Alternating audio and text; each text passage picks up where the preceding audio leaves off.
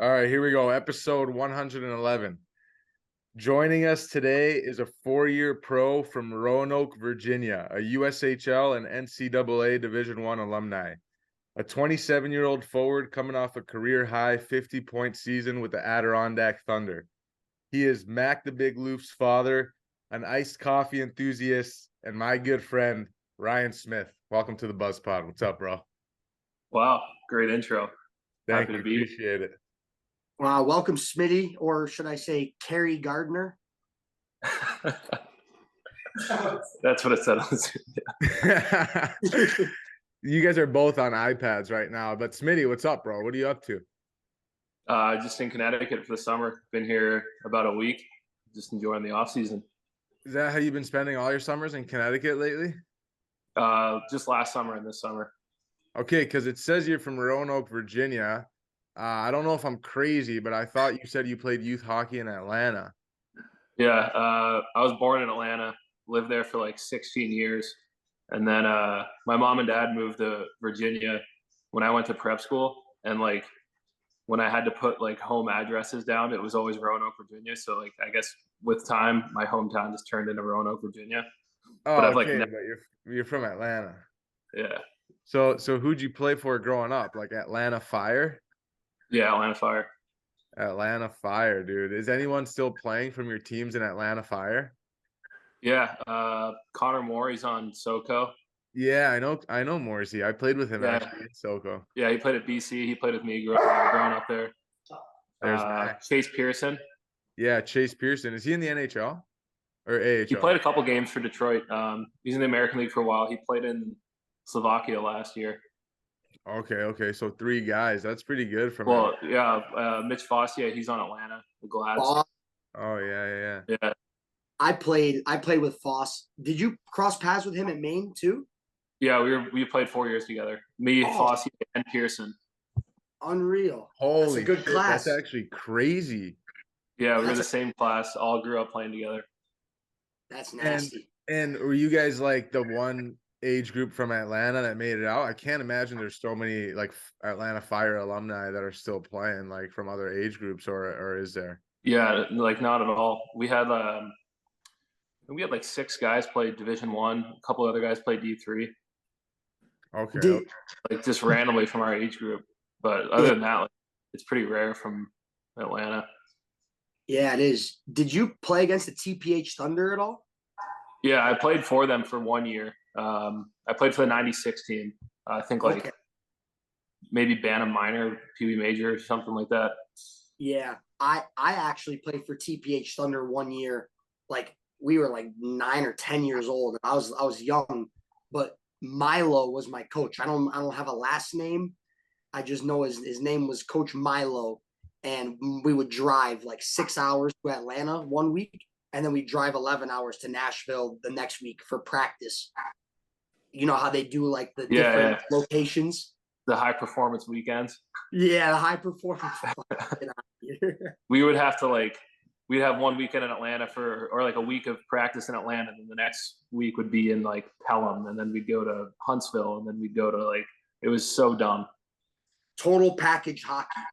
Yeah. Dude, me and Z were talking, like we look at elite prospects all the time because we're doing this podcast. You know, we're always looking at guys, elite prospects and stuff like that. And yours is by far the cleanest we've ever seen. Did you have someone guiding you like, yo, go to Northwood, you're going to do 2 years, you're going to go to the USHL, you do 2 years, you go to NCAA, you do 4 years, then you're going to go pro, you're going to find a team, you're going to stick for 3 years, which is probably the most impressive that you've been on the same coast team for 3 years is unbelievable. But like, especially like me looking at it like, holy fuck, Smitty, we got to get on a phone call after this, tell me how you do it. But other than putting up 50, but yeah, dude, like your career is just so clean, at least on elite prospects, just like step by step, always moving up, always doing better. Like, did you have someone help you out along the way?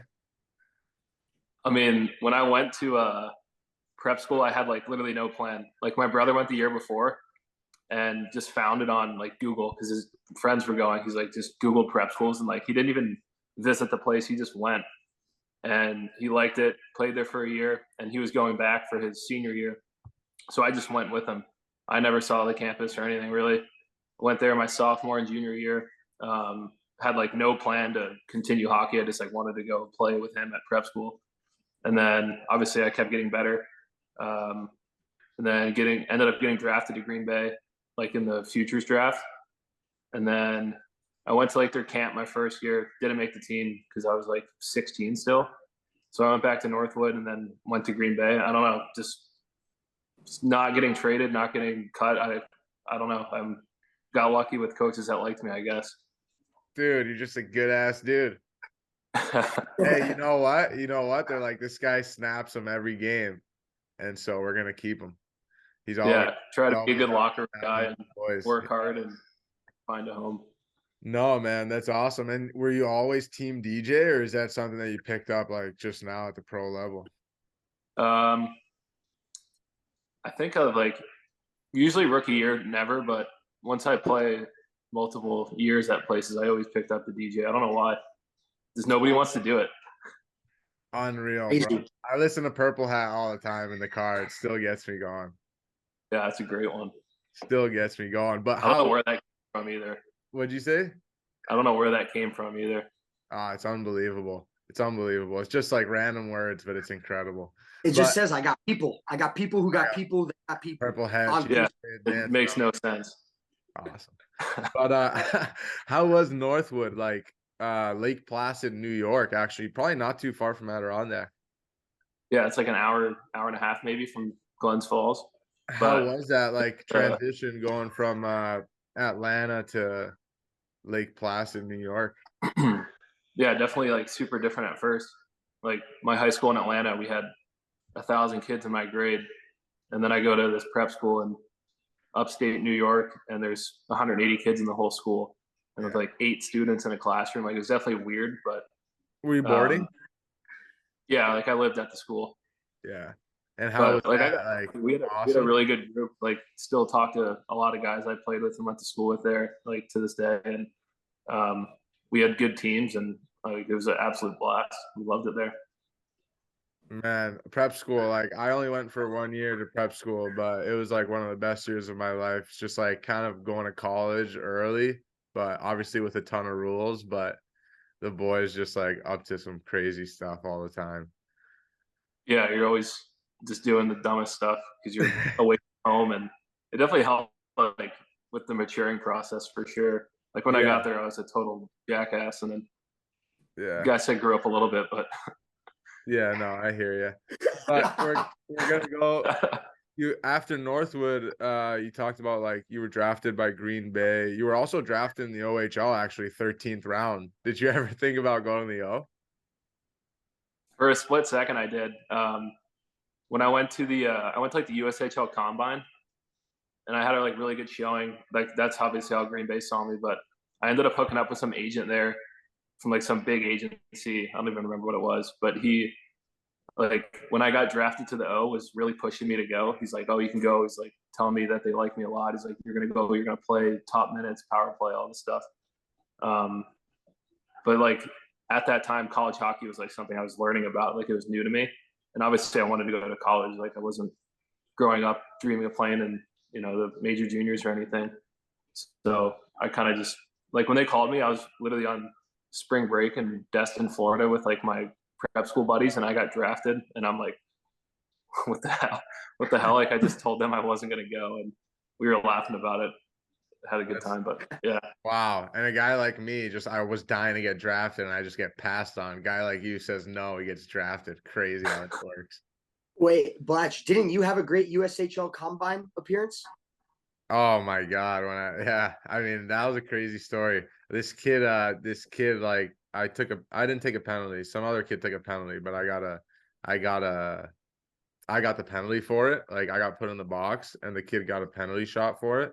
And his celly, he pointed at me, and I was so rattled. The game like was over, they won, whatever. So I go to the room, I get undressed, and I go into their room, and I'm like, who just scored that penalty shot? And then like mad though, like who just scored that penalty shot? Like I like basically everyone kind of like looks at the kid. The kid's like And so I grabbed the kid, throw him to the ground, and like maybe gave him 1 or 2 shots and just like walked out of the locker room.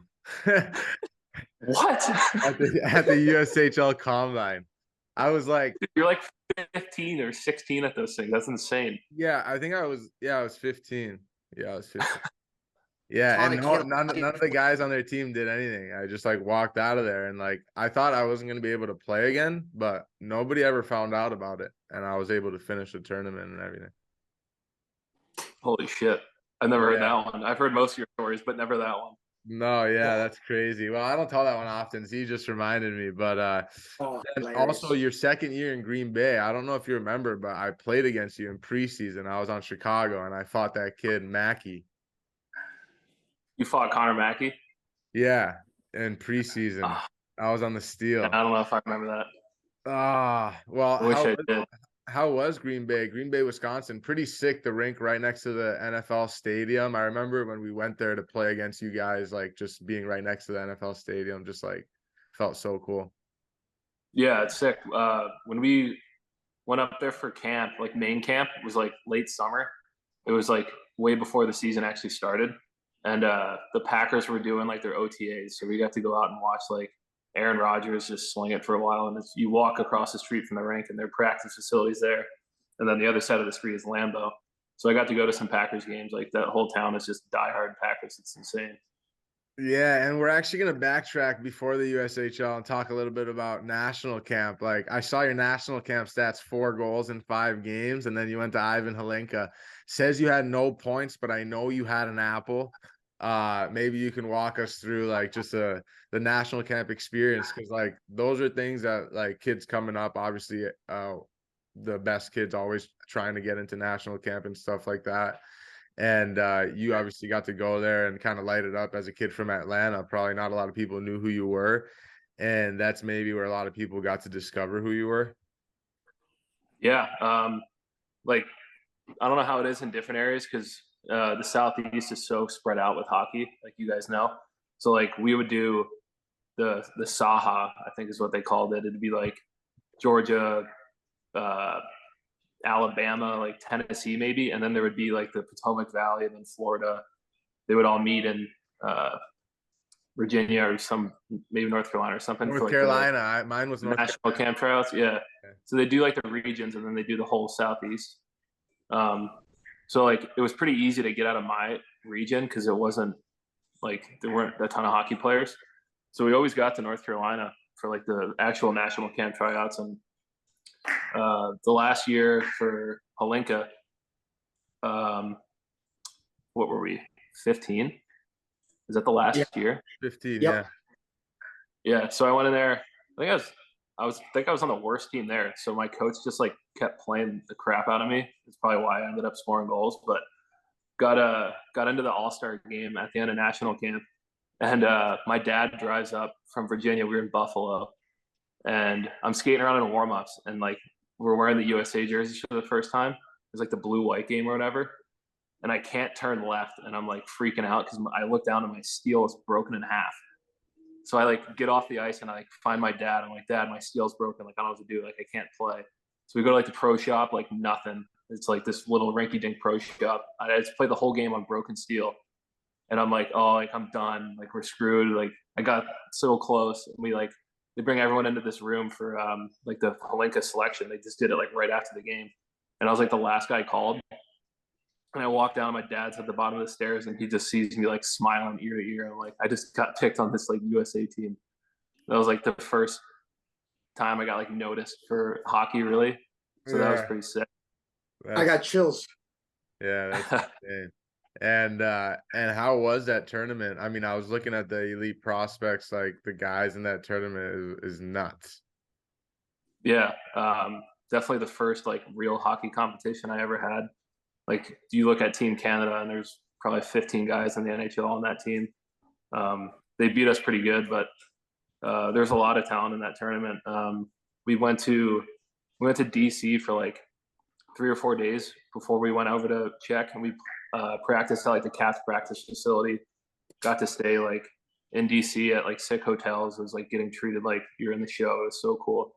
go over to Czech and Slovakia. It was like a dual tournament between Czech and it was like Bratislav and another country, another city. But yeah, I don't remember who we played preliminary. I just remember we played Czech.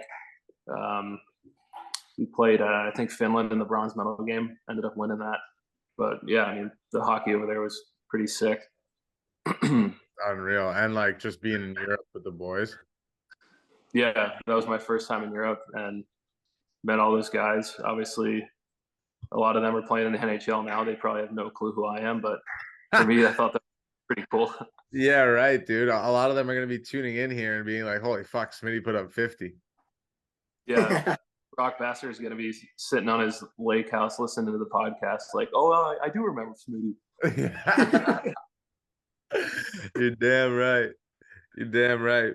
Why did you pick Maine? Like, why Maine? I mean, we talked a little on the side and a couple schools calling you after that national camp. Like, what helped you choose Maine in the end?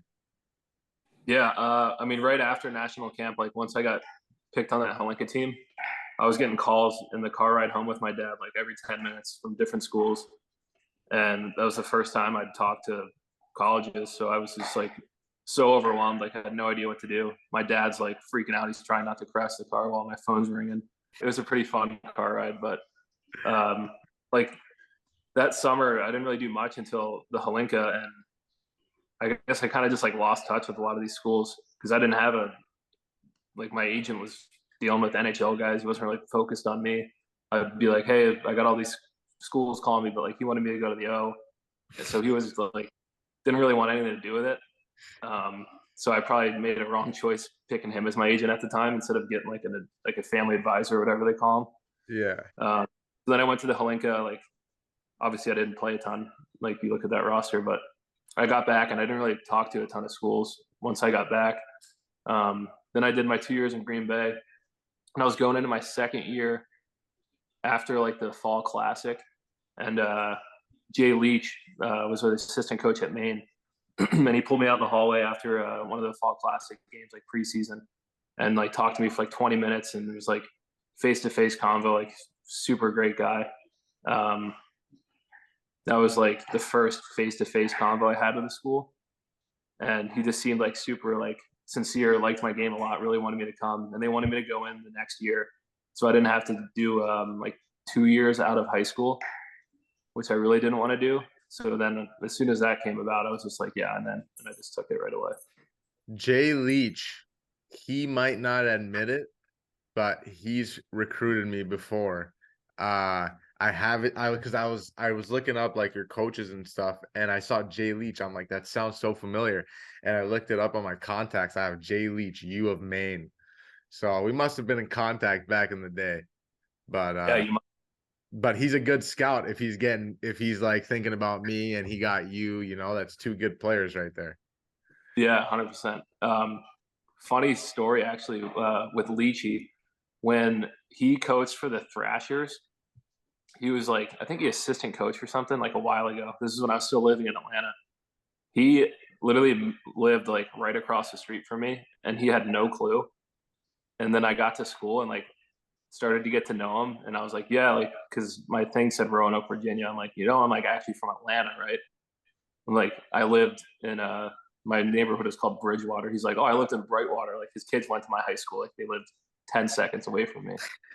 He had no idea. No way. Yeah. That's unreal. And what was your first impression of college? Like, how was that transition from junior to college for you, and just like freshman season, getting on campus? Yeah, I mean, I didn't do an official visit because I committed to Maine in like April, like at the end of my second year in Green Bay, and I went in that fall.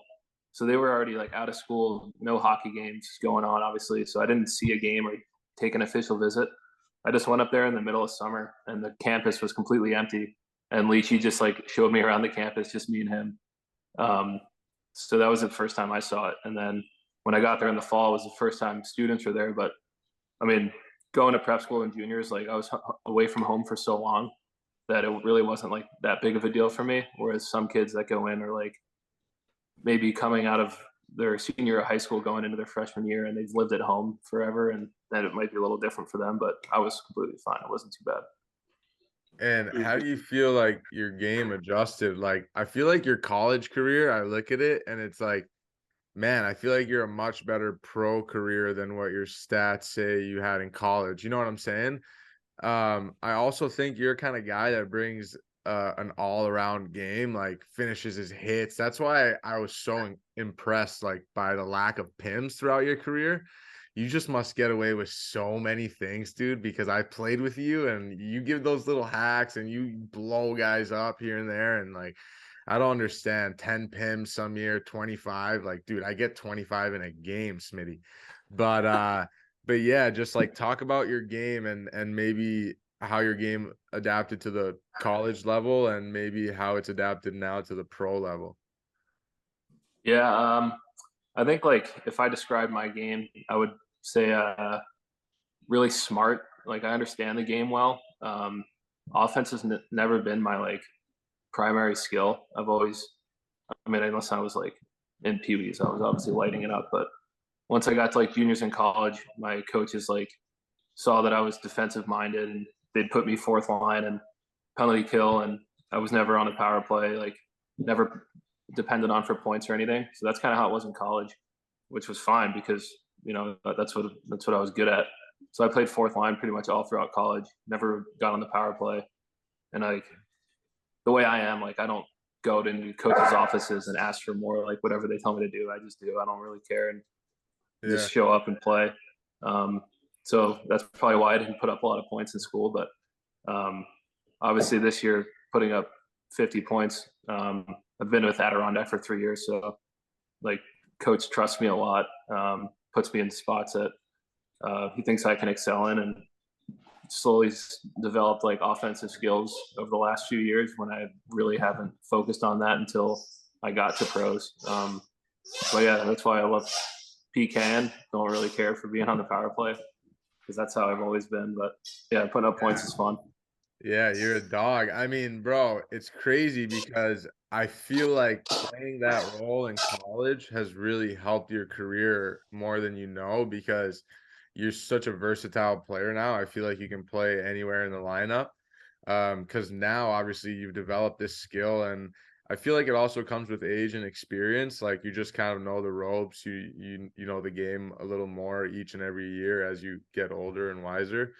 And I feel like playing the fourth line role throughout your college career has helped you now to excel where you can not only be a first line guy or top six guy and put up points, but also you can be relied on defensively and you can play a physical game.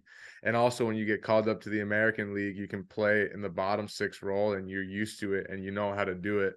And you did it well this year. I mean, you played 3 games, you got your first American Hockey League goal. I mean, but what do you think about that? What I said, like, you think there's any truth to that about just playing the fourth line role and learning that and being reliable defensively, helping your game now, even though you're getting more opportunity? Yeah, 100% true. I mean, like now that I'm maturing in hockey and stuff, like looking back on it, it's like a blessing in disguise. Um, Learning how to play defense and PK and be 200-foot player and be dependable in the D zone and know that if it comes down to it, say there's like I don't know a minute left, they got their goalie pulled, like coach can throw me out there. He knows I know what I'm doing, and learning stuff like that. And I've had great coaches along the way. Like my coach at Maine he won national championships, he's won cups. Red Gendron, rest in peace. But he really taught me how to be like a true 200-foot player. And yeah, it would have been sick to be first line my whole life, but looking back on it now, like the way my game's maturing, it's definitely a blessing in disguise, and excited to see what the future holds. Yeah, definitely. I know Z's got some main stuff. I'm curious. I want you to talk about the Maine UNH rivalry, because it is sick. Talk a little bit about that. Like I got a couple facts about it. In one series, I heard the Maine students were pelting the UNH fans with snowballs when they were walking into the arena, and so I guess both schools agreed to move the series to the end of the season.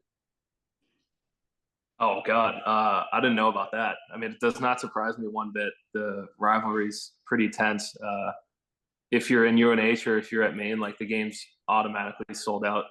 Um, both teams, I think, usually do a whiteout at one point in the year, but I know like in warmups we used to have students, like the way Maine is, the student section is like literally above the other goalie, so they can like look right down on you, and they have the netting there, but they used to like huck pennies at players and like we're trying to warm up at the other end, and every 10 seconds you just hear like sip. Like every time they get scored on warm-ups, they're ripping the goalie. Like I don't know how that balcony hasn't collapsed yet, but playing in those Maine UNH games were like probably the coolest things I've ever been a part of. They're insane. That's all time. That's all Yeah. time. I'm pretty sure when we played in Maine, we would like go up there and there would be like pieces of paper taped to the seats of like guys' Instagrams or like pictures of guys on the other team, like 3 or 4 guys. And it'd be like a stat pack for the fans to just chirp the players on the other team. Yeah, they had some insane chirps. You don't really hear it as much when you're like playing because the rink is so loud that you can't even like make out what they're saying unless it's like the whole student section getting together. But I've heard about the post-it notes or the paper taped to the benches up there, because there's no way they don't have that because they're all like always in unison. I was on one of those pieces of paper. It was a picture of me and my brother. I'll never forget. I'm wearing yellow cargo shorts, a purple polo Ralph Lauren shirt with a purple logo. And I'm just like leaned back like the coolest kid ever.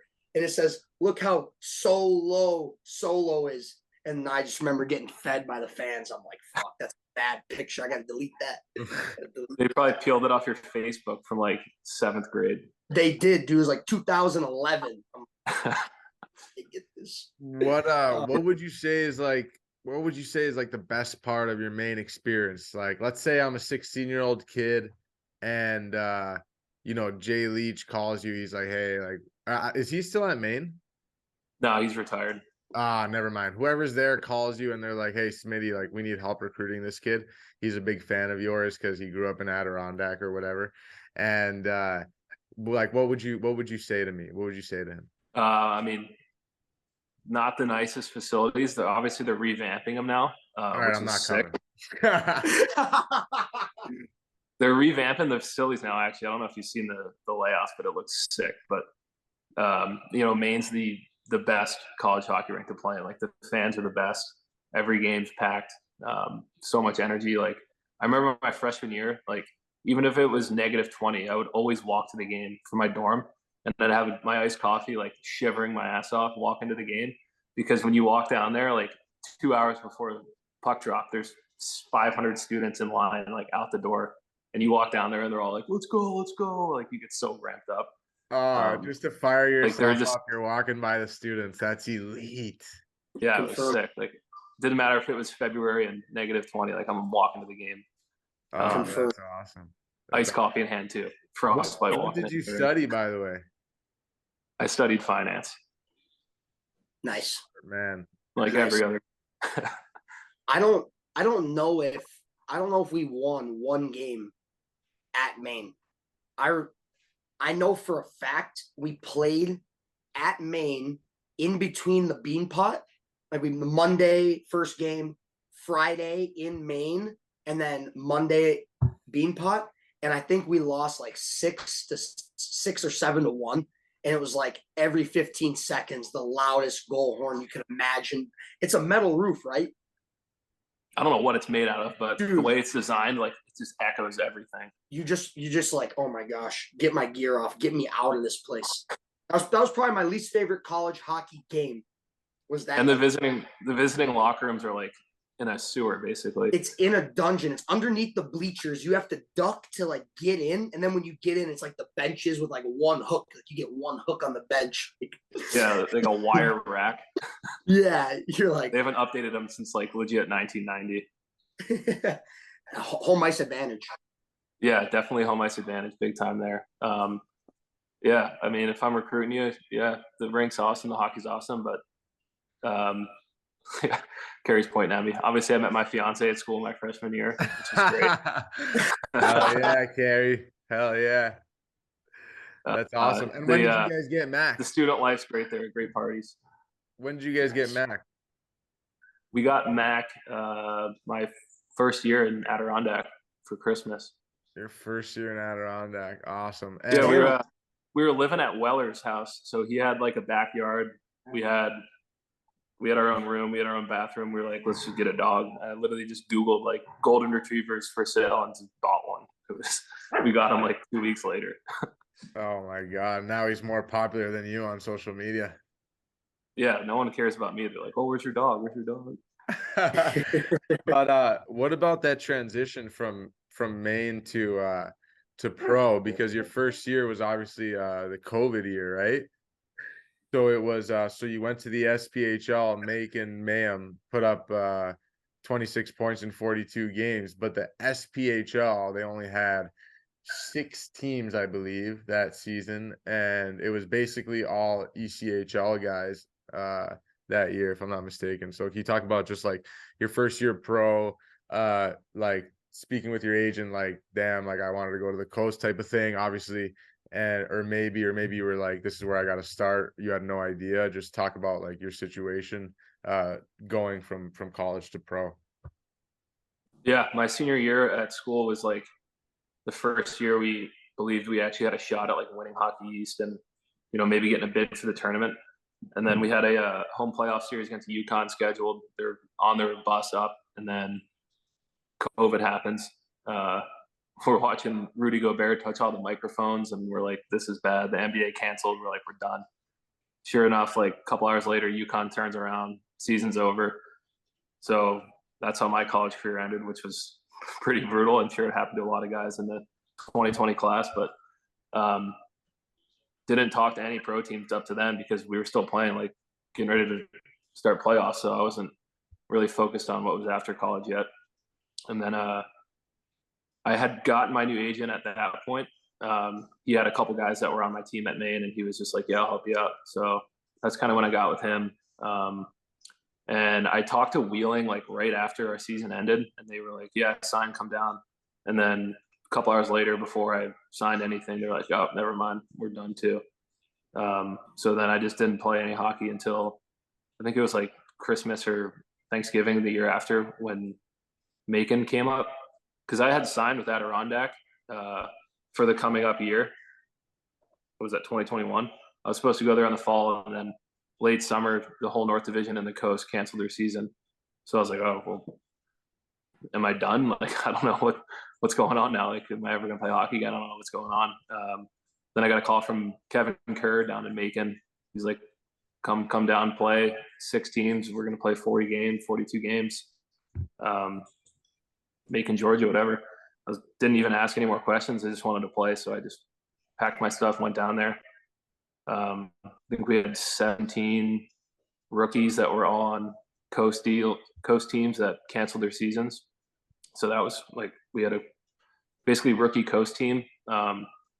Went right into it, played every team in the league 13 times. I think we set the regular season winning percentage record in the SPHL, which was kind of sick.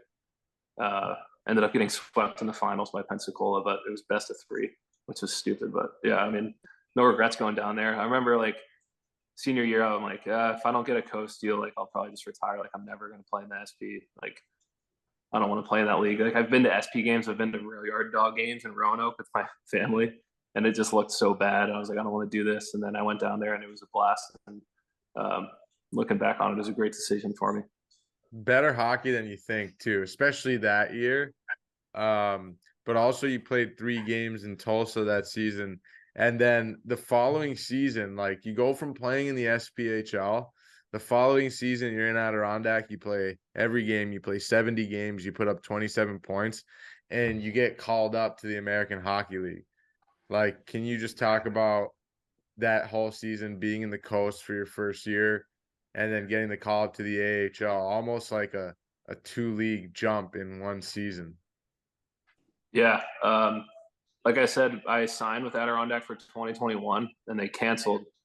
So like they just like honored contracts for guys because it was COVID. So they like said if we signed you last year, like you're automatically signed for next year. So I knew that when I was in Macon the whole year that like no matter what I would be in Adirondack, which is good to know. Like I had a job for the next year. But yeah, I got to Adirondack and Alex Lowe was the coach and he liked me a ton. Played me a lot, like trusted my game because like I said, being a fourth liner forever, like 200-foot game, he knew he could depend on me. Well, I wasn't going to be a liability out there. He just played me every game. Probably had a good stint for a little bit and got an American League call, which was like blew my mind. I'm like, I can't believe this is actually happening. It's like for some people, it's like, oh, I want to get to the NHL, but like for me, especially like growing up in Atlanta, like I didn't think I'd ever play pro hockey, so that was like the coolest thing ever. Yeah. Getting into an American League locker room was pretty cool. And then yeah, got 3 games with them. Yeah, and Alex Lowe, is that the guy who ended up going to Savannah, being assistant coach in Savannah, and now he just got the head coach job in Lake Tahoe? Yep, yeah, that's him. Oh wow, yeah, I like that guy. He's really cool. I had him as an assistant in Savannah for my cup of coffee there. Yeah, I liked him a lot. I mean, especially first year pro, like he's a really personable guy. So he would, talk to me and make sure I'm doing okay, and Yeah. show me video all the time, like giving me pointers and stuff. It was great. It's funny now you say like I knew I had a home for the next year because I had a contract with Adirondack, and that's true. But like as if you would have told me that when you were in the SPHL, I would have been like, bro, it's clearly your first year pro. Signing an Adirondack doesn't mean you're there for the whole year. It means you're there for training camp, maybe a week. Like there's no guarantee. Like that's what I would have told you. But I mean, you Yeah, actually went there and made a home out of it and been there for 3 years. Just talk about how nice it's been just to have that stability of being in the same place for 3 seasons, because you see firsthand how much turnaround the league has, and you see firsthand how much turnaround the team has every season, and you're kind of a staple guy there, and you've earned those stripes for sure. But talk about just like how it's been in Adirondack for 3 seasons and how grateful you are to be one of those guys. yeah. I mean, like maybe I was a little naive, but I had no clue that those contracts could be like week to week. I thought I was signing Adirondack, like I'm there for the year, which is like I don't know if that was a good or bad thing. Maybe it was good because I wasn't playing all nervous, like oh shit, I could get cut. But yeah, I mean, I went there and just kept my head down, worked hard, and found a home. I guess got coaches that liked me, and yeah, 3 years later, I don't know, played 200 plus games for them now. It's pretty crazy. Yeah, that is crazy. And this season, dude, like what a season for you. 50 points, and you added 12 points in 19 playoff games. You had a call up this season as well. 3 AHL games, first AHL goal. So I was there with you for a good couple games, a couple months there. And you seem to score like so many goals just around the net, just greasy goals. You also had a great assist to me that one game, pass off pad. I don't know if you remember, but 2-goal game for Oh yeah, but just talk about like your game, specifically like how you've been scoring more goals around the net as of late.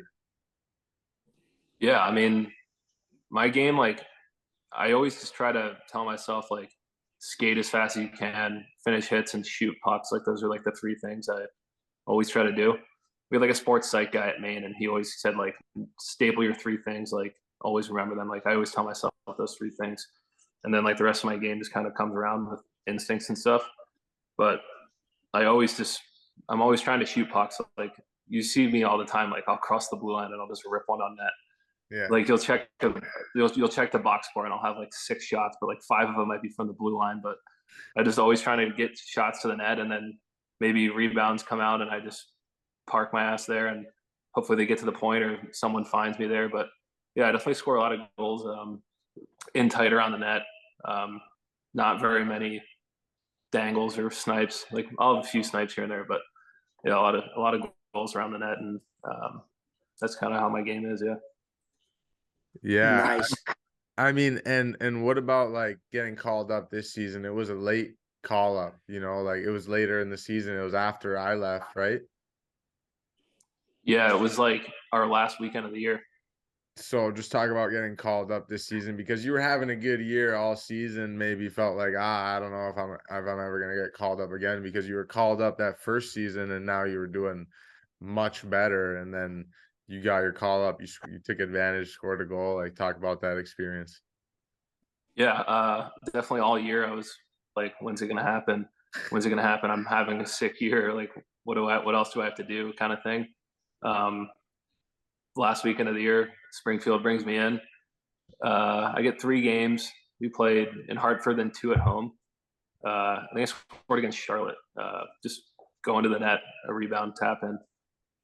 It's like the easiest way to score. The goalie's not even in the net. So, but yeah, it was a great experience. Obviously, second stint with Springfield, but it was a new GM, new coach, like basically a completely different team. So yeah, that was cool. Obviously, had a good exit interview with them and stuff. They tried to bring me up a few times throughout the year, but it just didn't work out, I guess. But yeah, it was a good weekend and definitely gave me some confidence getting that late call up. Yeah, I love that for you, Smitty. I love that for you. And can you talk about like maybe what you do in the off seasons? Because I need a couple tips and tricks, bro. Every season you get better. I mean, 27 points, then 42 points, now 52 points plus 12, so actually 62 points. And if you count the AHL goal, 63. So just jumping up every season, more points. I need some from you. Can you tell me what are you doing in the off seasons that's helping you just get better? Get away from the rink. No, dude, no. I mean, I'll skate like the last month and a half, maybe month of the off season, but like I won't touch my gear for a couple months when the season ends. I'll play golf. I'll take a month off of even working out or anything really. Just completely reset. Enjoy the summer. Go out, have a good time. Hang out with friends, and um, maybe 2 months, a month and a half into the off season, I'll work out. I train hard, but I definitely like to enjoy my time off and get back into the swing of things. And probably mid-July, early August, and start skating and just ramp it up more and more as the season comes, just to come in with a fresh mind. I don't like being in the rink like 365 days a year. You got to have your time away and reset your mind. And for me, I think that if you're skating every day, you're going to kind of get sick of it. And taking time away from me just kind of remotivates me once I get back into it to like continue to get better instead of being fresh all the time. I mean, that works for you. That's great. I don't think that would work for me, but everyone's different. But I gotta just get better. I gotta stay on the ice, get my touches. Just like I think I'd forget how to play hockey if I took a month and a half off. It's great. You take 2 months off, you get back out there, you feel like you have no idea how to skate, and then you get like a week into it, and you start to feel like your edges again, and yeah. It's like restarting everything, and then you just start ramping it up, work on all sorts of different stuff that you remember from last season. Like, oh, I had to do this, and like it just gets my mind right into like playing mode if I take time off. I took 2 weeks off, and then my first week back, I thought for sure my skates were broken. But then, like after a full week of skating, then I was like, "Oh, my skates aren't broken. Like they're fine." Isn't that funny? Like you take a month off of hockey and you feel like you've never played before. Oh man, I felt terrible. Crazy. I felt horrible.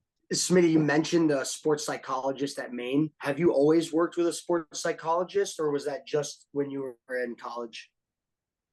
That was like mandatory for us in college. We brought in this guy who like won a national championship with Union the year they won it, and they're like, "Oh, if we didn't have this guy, like we wouldn't have won," kind of thing. And I'm like, "Yeah, shut up, whatever." Like going into it, I was just like not even paying attention in our meetings and not doing the assignments and stuff.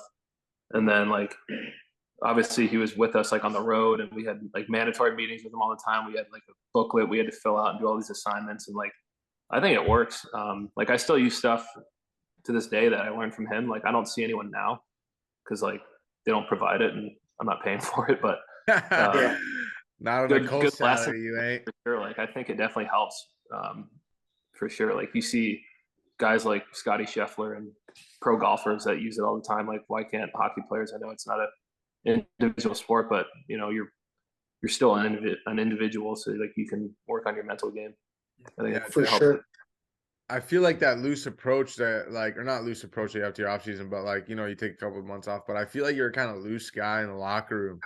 Like a lot of guys that are top 6 guys, you see them, you know, their sticks like exactly this way, and I have to be at the rink this time, and I got to do this and all this. Do you have like a certain routine at the rink? Because it seemed like from looking at you, like you're very chill on game day, like just like another day type of thing, and then you just go out there and get 1-1. I mean, most of my career, no, like show up to the rink, don't even warm up. I just mess around, you know, play soccer, have a coffee, and then go out and play. I guess this year I kind of developed like a little stretch routine, but like nothing crazy, like 5 minutes on a lacrosse ball, just soft tissue stuff. But no, I mean, I just show up, hang out with the boys. But you do play 10 rounds of sewer, so you are warming up. You have to play sewer. That's the best warm up. Yes. Yeah. Non-negotiable. That's actually. I think that's like you get moving like that. You're using like your feet. Like that's such a good warm up. Like instead of sitting there doing like static stretching, you're like high knees. Like you're doing that, but you're hanging out with the boys at the same time. It's the best. Yeah. Saving fellas, making nice plays. Good effort. Yeah, you gotta have good effort. And you see guys with like headphones on, dialed into a foam roller for a half hour. Like, what are you doing? Like, take them off, come hang out with the boys, play sewer. Yeah. What are you doing? I'm out. I need a guy. You gotta be loose. I'm out. I need a guy. You were always in that corner where everyone hit the thing and dust would fall everywhere. The Thunder map is the toughest map in the league for sure. Do you know where the away team had to play? No. Were you guys on the concourse? We were kind of in the concourse. We were in the side doors right next to the ticket office, like up the stairs. If you go by the locker room, right next to. So we're like playing soccer and we're like hitting ceiling tiles. Like the ceiling tiles are going out and going through. One day there's like pictures on the wall, so you can like hit a picture and the ball will ricochet like a different direction.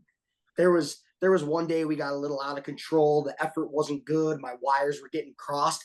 I booted one so hard into the ceiling, like tile broke, ball gone forever. So I had to put up on the board $100 and a new biscuit if we won the game. Yeah, our map at home, like we have these they're like lights from like 1980, like the long tube, like fluorescent light things. Yeah. We shatter those like all the time, and then we'd have to go up and play in the shit map upstairs with the 5-foot ceilings and the tiles. Man, that's a skilled map. Like soft touches, we actually had to implement the rule that ceiling is out. Yeah, and we so did like too. The ball would graze the ceiling and you'd be like, come on. Fucking you're out of here. Can't throw me out. Hey Smitty, I learned something new about you. Z was telling me that he was doing some research and that he learned that you're a chef. Yeah, I'm a good cook. My whole family like enjoys cooking. Watching my mom in the kitchen all the time growing up, I always like to mix in and see what I could add on to the meal and stuff. And then living away from home all the time, I guess I had to kind of fend for myself, just kind of learned as I went. Yeah, I mean, I love cooking at home. I'd rather cook at home than go out most of the time. But what's your specialty meal? What do you think my specialty meal is? Shrimp scampi, Carrie says. Nice. Steak tips. Now, do you cook and clean, or are you just cooking and Carrie's cleaning? I usually cook and clean. I'm a nice guy. Yeah, dude, that'll work. That'll work. Baby. Yeah. Same, man. Hey, what goes wrong? Yeah, damn right. What about those breakfast burritos? Heard you got a hot breakfast burrito. Yeah, I do make a mean one. I went through a phase in school where I would like meal prep them and like freeze them in the freezer, obviously, but I could like wake up in the morning and just like zap them in the microwave. So I'd have like 20 breakfast burritos in my freezer. So I called I was just looking at the rosters on Adirondack from like a couple of years ago and like seeing who was on the same team, and I'm like, oh, Jake Toit, that's my boy from Northeastern. So Yeah. I call him out of the blue. He answers. What's up, Lib? Obviously. Yeah. I'm like, what's up, Toity? Like, doing a podcast with Smitty later. You played with him, right? He's like, Smitty, man. We were roommates in the Spaghetti. We were roommates in Adirondack. I'm like, what do you got for me? He's like, man, this guy is the best cook, like the best cook. I'm like, what does he make? He's like, I don't know, dude. He makes everything. It's delicious. Like, I think he was talking, saying he's gonna open up a restaurant called like Sizzling Smitty's or something like that. Is that true? Something That like was that. his idea. He wanted me to start an Instagram account called Sizzle and Smitty's or something. But it'd be like so funny. Yeah, obviously I lived with him for 2 years, so he saw me cooking all the time. But he would be like, he'd buy these like nice ass steaks and then just like slap them on an oven thing and just stick them in there. I'm like, what are you doing? So I like taught him how to like sear a steak and like cook it the right way. Because every time I'd eat, I'd be like, dude, try this, and he'd be like, oh. He'd be like, what the fuck? Like, it's the best thing ever. I'm like, yeah, because you're eating Kraft mac and cheese and a steak you threw in the oven. Like, obviously it's gonna taste amazing, but yeah, living with Cody was the best. You got to see the cooking firsthand. Oh man, that's hilarious. Toity was a senior when I was a freshman, and he was like Mr. Accountability. So like you'd walk into the rink and Toity be in the stall, I'd be like, what's up, man? What are you doing? Like, you see the time? Like, dynamic warm-up coming up. Like, you don't seem like you're ready to go. Like, you good? I'm like, yeah, but he was a staple in our locker room, like big time leader for all the young guys, and like he's hilarious. So it's like you think he's joking, but he's like serious. He's like chirping you, but he's serious and he's kidding at the same time. It's fucking hilarious, man. Yeah, he'll like chirp you, but it's like something that's like true, but he'll like laugh at it. You'll be like, was that a chirper? Yeah. He's got a like great like speaking of being like relaxed, like we say we have to be at the rink at 9, like I'll be like in my bed at 8:50. Like I'll wake up and just go to the rink in like shorts. I'll show up at 9. Toiter's like in our kitchen, like checking the stock market, like making breakfast at like 6:30, like doing morning stuff, and I'm just like in bed snoozing. That guy was always on top of this shit. He's dialed. He is dialed. And this guy is like playing the stock market. He's like downloading apps that like predict the trajectory based on charts of different stocks. I'm like, you're onto something. Can I just send you like a couple $1,000 and you just make me a millionaire? Fuck. We had a new guy in our kitchen like every other week. He was trying to teach how to play on the stock market. It's hilarious. He's like running classes out of the kitchen. Oh, that's hilarious, man. Smitty, man, I look forward to sizzling Smitty's, man. That would be sick. I don't know if that's ever gonna happen. Dude, you gotta make it happen. You gotta make it happen. Also, right, maybe we'll ramp it up this summer. We'll see. Also, real quick, because it's happening. Speaking of sports psychologists, Stuart Skinner saw a sports psychologist. That's why he was playing. He's been playing better. But who do you got for tonight? Tonight is Thursday the 13th, game 3. Who do you got? Yeah, they're in Edmonton tonight. Yeah. I don't know, man. Florida's so good. I'm gonna say 3-2 Florida overtime. Wow. Yeah, I think Florida wins like 3-0 or 5. I think they're gonna sweep. Really? Yeah, I think they're gonna sweep too. And this episode releases on Wednesday, so if they sweep, it'll be done by the time this episode releases. You guys are absolutely crazy. You guys are crazy. You think Edmonton wins tonight? I think the series goes to 7 games. Really? You think home teams win every game? You are crazy, bro. You are. All right, I'll see you next Wednesday when this releases, and everybody's gonna be like, "Wow, Blatch is fucking crazy, stupid." Yeah, you think the home team wins every game? I think Edmonton wins tonight, game 3. Game 4, not sure, but then I think it's going to be like road dogs, McDavid back up against the wall. I don't know, man. I see 7 games. The Edmonton crowd is ruckus. I think it's impossible.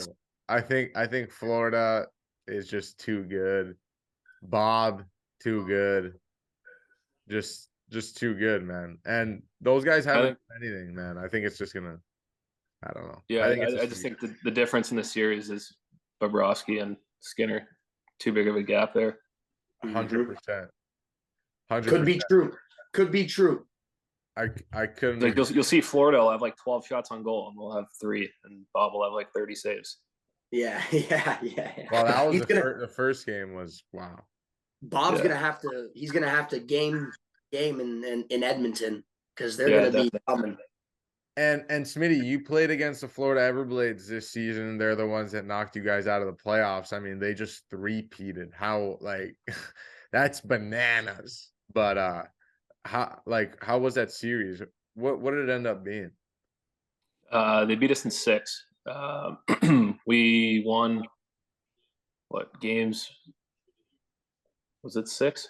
I don't know. We only won 1 game in Florida. I think we went up. It was 1-1 when we left here. Yeah, we started at home. It was 1-1, and then we won 1 on the road. The Oliver Chow got MVP, but when you guys were playing, who do you think was like the biggest difference maker? Because Cam Johnson 3 in a row in net. Yeah, I mean, honestly, like watching the Panthers, like I know they're the same organization, but not anymore. Actually, the same way. Well, yeah, not anymore, but they play like the same way, man. Like they don't have a guy that stands out. They just have everyone plays the same way. Like we were going through their team before the series even started, and we'd bring guys up, and we'd be like, "Who's that?" And then it'd be like, "Oh, he had 35 points, and he plays exactly like this guy, and he plays exactly like this guy." Like they have probably 15 players that they just finish checks. They know the systems well. Maybe you'll have a point, but they're just like a full team, and we just kind of ran into a buzzsaw there. They're just really physical and scored when they needed to. Obviously, they have good goalies, but we had almost came back in game 6. We were down 4-1 in the third. We ended up making it 4-3. Pretty interesting there at the end, but yeah, it doesn't surprise me that they won pretty easily in the finals. Yeah, nuts, dude. 3-peat, nuts. But what about next season? Can you give us a scoop? You got a scoop? You have no idea? I know a lot of people right now have no idea, like myself, but yeah, I mean, an idea, but nothing concrete. Just kind of working on stuff right now. Hopefully we'll know in the next month. All right, well, right before you sign, you tell us and we'll put it out in the public. Break the news. Yeah, it's probably gonna go viral. So many tweets and shit. Yeah, so many retweets. But anyway, bro, thank you so much for coming on. Z, you got anything else? No, man. Thanks for By the way, Z, I'm pretty sure you broke Smitty's hand. I had a couple encounters with Smitty playing against him. Talk about the broken hand thing, because I don't know about that one. PK, we were in Maine when you were at Northeastern. I was on the PK. I think he took a one-timer. It just caught me weird. I didn't miss too much time. It was just like the middle bone in my hand, like below my middle finger. I'm holding my iPad, so I can't point at it. But yeah, I had like a mini cast for like 4 weeks. But yeah, it put me out for like 6 games, because you only play 2 a weekend in college, so it wasn't like crazy. Yeah, well, I mean, good block, I guess. Yeah, good soak. Finished the game. Yeah, nail gun. We had one play. It was the playoffs in Newfoundland. I remember this. It was the playoffs in Newfoundland. It was game 5 or whatever. And the game, I think, was, I don't know if it was out of control, but like we were winning by a goal or 2. No, you guys were up like 6-1, I think. Okay. The game was out of hand. Yeah. And one of our smaller players is like finishing his route behind the net, but like the D fakes to give him the puck. So he's like going behind the net, like looking at the D, but the D doesn't give him the puck. And Smitty meets him on the other side of the net and absolutely destroys him.